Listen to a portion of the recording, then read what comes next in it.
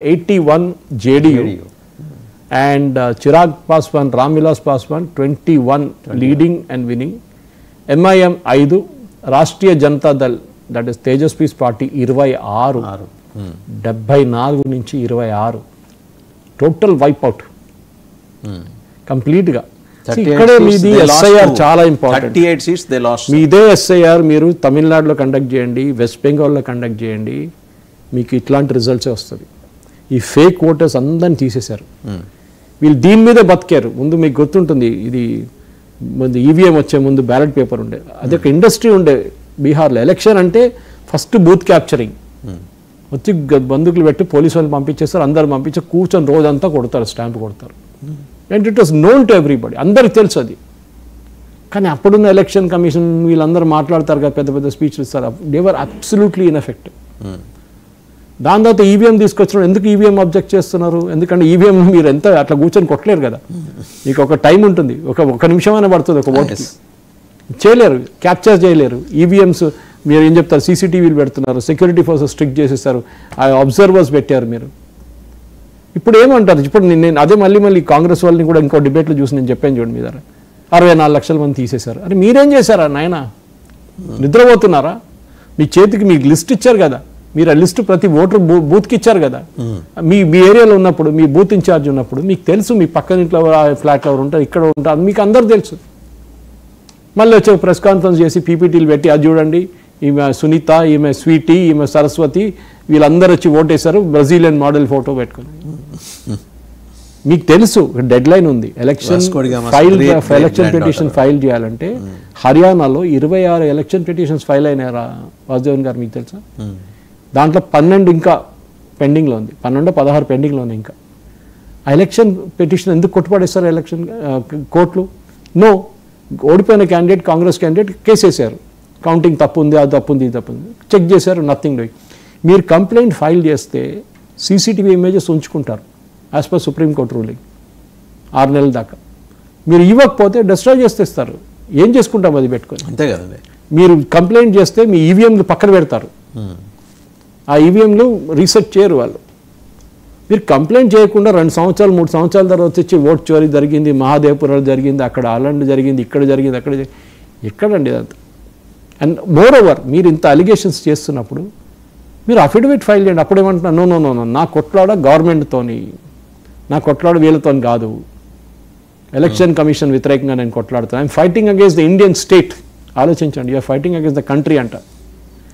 మీరు అఫిడవిట్ ఇవ్వడానికి ఎందుకు భయపడుతున్నారు? అదే ఒక్కసారిగా ఈ డెవలప్మెంట్స్ అన్ని తర్వాత లీడర్ ఆఫ్ అపోజిషన్గా రాహుల్ గాంధీ పర్ఫార్మెన్స్ని కాంగ్రెస్ పార్టీ రివ్యూ చేసుకునే అవకాశం ఉందా? లేదా. వీళ్ళు డైనస్టీ మీద బతుకుతారు. దానికోసం ఆయన యాంటిసిపేటరీ బెయిల్ తీసుకున్నాడు కదా. ఈ ఎలక్షన్ ఓడిపోతే కూడా బీహార్ మేము ఓడిపోలేదండి, మనం గెలిచాం, నీకు తెలియదా? మనకు 200 సీట్లు వస్తుండే, కానీ బీజేపీ వాళ్ళు ఎలక్షన్ కమిషన్ కలిసి తీసుకెళ్ళిపోయారు అన్ని. This is the logic he will use. This is the sad fact. మీరు ఇంకొక ఇంట్రెస్టింగ్ అబ్జర్వేషన్ చెప్పారు, తమిళనాడు అండ్ అదర్ స్టేట్స్లో. తమిళనాడు వచ్చే ఏడాది జరుగుతుంది 26లో. ఎలా అంటే అక్కడ ఈక్వేషన్స్ ఎలా ఉంటాయి? ఎందుకంటే తమిళనాడులో బీజేపీకి అనుకూలంగా ఉండేది కొంతవరకే, ఏఐడిఎంకే. కరెక్ట్. పూర్తిగా కూడా ఉండదు, ఎందుకంటే మళ్ళీ ఆ ద్రవిడియన్ ఫీలింగ్ వచ్చినప్పుడు మళ్ళీ it will detach it self from limitations ఉంటుంది. 18%, 16%, 18% ఓట్ల కన్నా ఎక్కువ రావు బీజేపీ. అన్నామలై గారు తీసుకొచ్చారు అక్కడ దాకా, కానీ అక్కడి నుంచి ముందుకు వెళ్ళాలంటే ద్రవిడియన్ పార్టీ సపోర్ట్ తీసుకోవాలి. అదొక ఏం చెప్తారు, కర్స్ తమిళనాడుది. అది జనరేషన్స్ కూడా కమలాసన్, ప్రకాష్ రాజ్ ఇలాంటి వాళ్ళు ఉన్నారు, వాళ్ళు అదే వెంబడే. పంజాబ్ చూడండి, పంజాబ్లో మిమ్మల్ని శిరోమణి అకాలీ దళ్ ఎప్పుడు పైకి రానియలేదు. అది మీ తప్పు. మీరు తమిళనాడు అయినా ద్రవిడియన్ అని చెప్పుకొని కూర్చోవచ్చు, పంజాబ్లో మీరు ఎందుకు చేయలేదు? బాదల్, అప్పటి నుంచి ఆ Badal family they have ensured that BJP will never come to power in Punjab. మీరు అప్పుడే ట్యాకిల్ చేయాలండి వీళ్ళని. మీరు ట్యాకిల్ చేయకుండా మీకు ఇచ్చారు 2 సీట్లు, అది దాంట్లో మీరు పోటీ చేసుకుని హ్యాపీ అయిపోయారు. కాదు, యూ నెవర్ ఎస్టాబ్లిష్. అన్నామలై గారు కష్టపడి తమిళనాడులో he brought the party to where it is today. Booth తిరిగి, నేను రామచంద్రరావు గారు చెప్పాను when he became the party president ఇక్కడ తెలంగాణలో. మీరు ఆ ఫస్ట్ ఆ స్టేట్ పార్టీ ఆఫీస్లో ఒక ప్రెస్ కాన్ఫరెన్స్ రూమ్ ఉంది, దాన్ని తాళం వేసి బంద్ చేసి తాళం చేయి ఇక్కడ పడేసామని చెప్పాను. ఫీల్డ్లో తిరగండి, ప్రతి పార్టీకి చెప్తాను ఇది.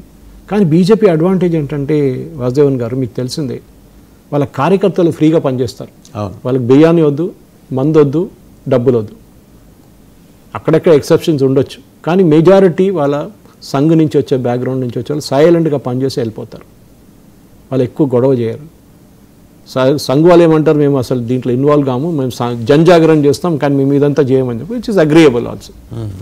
కానీ మీరు ఇట్లాంటి పని చేయకుంటే అన్నామలై ఏం చేశాడు, ప్రతి ఊరు తిరిగాడు, ప్రతి బూత్కి తిరిగాడు. ఆల్మోస్ట్ 2.5 years బూత్ ఇన్ఛార్జ్ పెట్టారు. 10 మంది 12 మందిని ఒక బూత్కి ఇన్ఛార్జ్ చేసి కంప్లీట్గా వాళ్ళని బ్రీఫ్ చేసి ఏం చేయాలని చెప్పి ప్రతి ఊరు ఒక రోజులో 5-6 బూత్లు కవర్ చేశారు.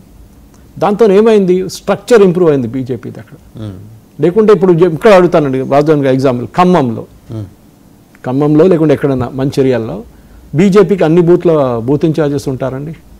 దొరకరు. సిటీలో వస్తుంటారు వాళ్ళ దగ్గర. మీరు అది డెవలప్ చేయండి ఫస్ట్.